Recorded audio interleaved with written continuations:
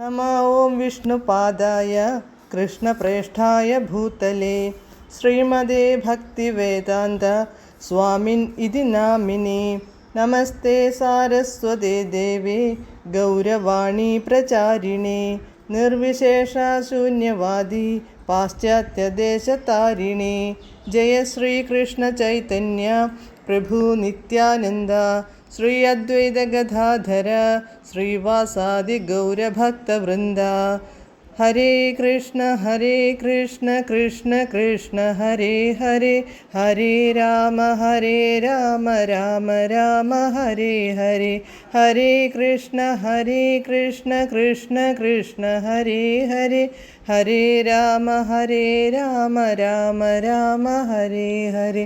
हरे कृष्ण कृष्ण कृष्ण हरे हरे, हरे राम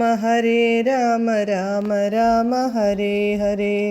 പരമദിവ്യോത്തമ പുരുഷനായ ശ്രീകൃഷ്ണ ഭഗവാന്റെ കഥകളാണ് ശ്രീകൃഷ്ണ എന്ന പുസ്തകത്തിലൂടെ പറയുന്നത്. ഓം നമോ ഭഗവതേ വാസുദേവായ, ഓം നമോ ഭഗവതേ വാസുദേവായ, ഓം നമോ ഭഗവതേ വാസുദേവായ. നാരായണം നമസ്കൃത്യ നരം ചൈവ നരോത്തമം ദേവീം സരസ്വതീം വ്യാസം തതോ ജയമുദീരയേത്. നഷ്ടപ്രായേഷു ഭദ്രേഷു നിത്യം ഭാഗവത സേവയാ ഭഗവത്യുത്തമശ്ലോകേ ഭക്തിർഭവതി നഷ്ടികീ. അധ്യായം 61. ഉഷയും അനിരുദ്ധനും തമ്മിലുള്ള സമാഗമം. Page number 601. ശിവൻ പറഞ്ഞതു കേട്ട് ബാണാസുരൻ തൻ്റെ ശക്തിയിൽ ഊറ്റം കൊണ്ടു തന്നെ അടിച്ചു തകർക്കാൻ കഴിയുന്ന ഒരുവനെ കണ്ടെത്തുമെന്നു കേട്ടപ്പോൾ അയാൾ ആഹ്ലാദം കൊണ്ടു മതിമറന്നുപോയി. ബാണാസുരൻ ഗൃഹത്തിലേക്കു മടങ്ങി. തൻ്റെ ശക്തിയെ ഹനിക്കാൻ പറ്റിയ എതിരാളിയെ കാത്തിരിപ്പായി. അത്രയ്ക്കു വങ്കനായിരുന്നു ഈ അസുരൻ. ഭൗതികങ്ങളായ ഐശ്വര്യങ്ങൾക്കു വൃഥാ കീഴടങ്ങിപ്പോകുന്ന വിഡ്ഢികളായ ആസുര മനുഷ്യർക്കു തങ്ങളുടെ പ്രൗഢിയും വലിപ്പവും പ്രകടിപ്പിക്കാനാഗ്രഹമുണ്ടാകുമെന്നു വേണം കരുതാൻ. ഈ സമൃദ്ധികൾ അവസാനിക്കുമ്പോഴേ അവർക്കു തൃപ്തിയാകൂ. കൃഷ്ണാവബോധത്തിൻ്റെ നേട്ടമെന്തെന്നതിനെക്കുറിച്ച് ഒന്നുമറിഞ്ഞുകൂടാത്തതിനാൽ തങ്ങളുടെ ശക്തി നല്ല കാര്യങ്ങൾക്കായി എങ്ങനെ ചെലവഴിക്കാമെന്ന് അവർക്കറിഞ്ഞുകൂടാ എന്നു ചുരുക്കം. സത്യത്തിൽ രണ്ടു തരം ആളുകളേ ഉള്ളൂ: കൃഷ്ണാവബോധമുള്ളവരും കൃഷ്ണാവബോധമില്ലാത്തവരും. കൃഷ്ണാവബോധമില്ലാത്തവർക്കു ദേവന്മാരോടായിരിക്കും ഭക്തി. അതേസമയം കൃഷ്ണാവബോധമുള്ളവർ സമസ്തവും ഭഗവത് സേവനത്തിനായി സമർപ്പിക്കുന്നു. കൃഷ്ണാവബോധമില്ലാത്തവർ സകലതും സുഖഭോഗങ്ങൾക്കായി ഉപയോഗപ്പെടുത്തുമെന്നതിനു പറ്റിയ ഉദാഹരണമാണ് ബാണാസുരൻ.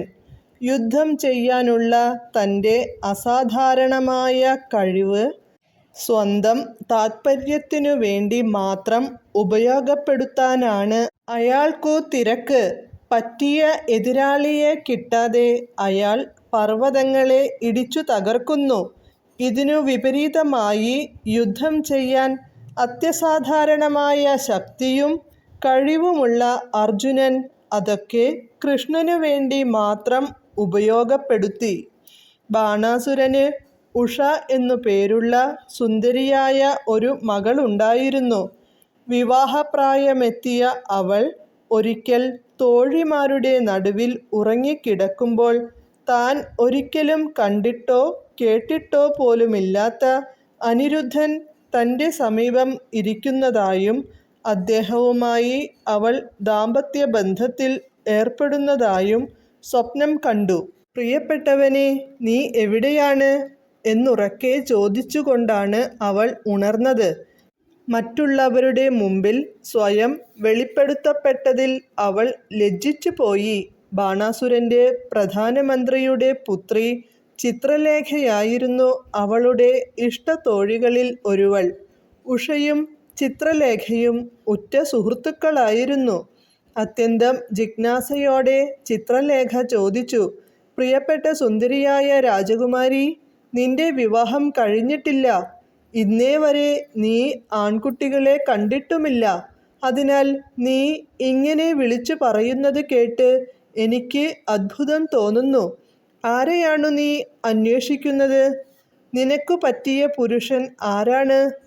അപ്പോൾ ഉഷ പറഞ്ഞു, പ്രിയപ്പെട്ട ചങ്ങാതി, അതീവ സുന്ദരനായ ഒരു യുവാവിനെ ഞാൻ സ്വപ്നം കണ്ടു. ശ്യാമവർണം, കണ്ണുകൾ താമരയിതൾ പോലെയായിരുന്നു. പീതാംബരമാണ് ധരിച്ചിരുന്നത്. നീണ്ട കൈകൾ, ഏതു യുവതിയെയും ആകർഷിക്കുന്ന ആകാരവടിവ്.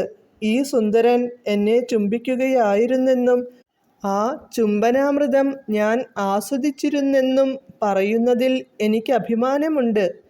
ഇതു കഴിഞ്ഞയുടൻ അദ്ദേഹം അപ്രത്യക്ഷനായതിൽ എനിക്കു ദുഃഖമുണ്ട്.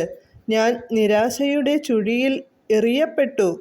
പ്രിയപ്പെട്ട കൂട്ടുകാരി, ഈ അദ്ഭുത യുവാവിനെ, ഞാൻ ആഗ്രഹിച്ച ഹൃദയനാഥനെ കാണാൻ ഞാൻ വെമ്പൽ കൊള്ളുകയാണ്.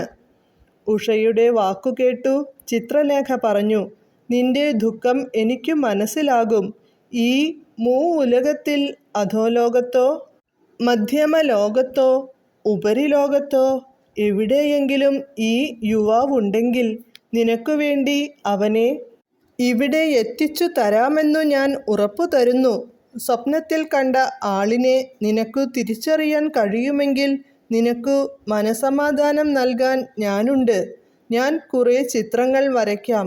അവ നീ പരിശോധിക്കണം. നീ ആഗ്രഹിച്ച ഭർത്താവിൻ്റെ ചിത്രം അക്കൂട്ടത്തിലുണ്ടെങ്കിൽ എന്നോട് പറയണം. അവൻ എവിടെയായാലും തരക്കേടില്ല. അവനെ ഇവിടെ എത്തിക്കാനുള്ള കലാവിദ്യ എനിക്കറിയാം. അതിനാൽ നീ അവനെ തിരിച്ചറിഞ്ഞാലുടൻ ബാക്കി കാര്യങ്ങൾക്കു വേണ്ട ഏർപ്പാടുകൾ ഞാൻ ചെയ്തു കൊള്ളാം. ഹരേ കൃഷ്ണ.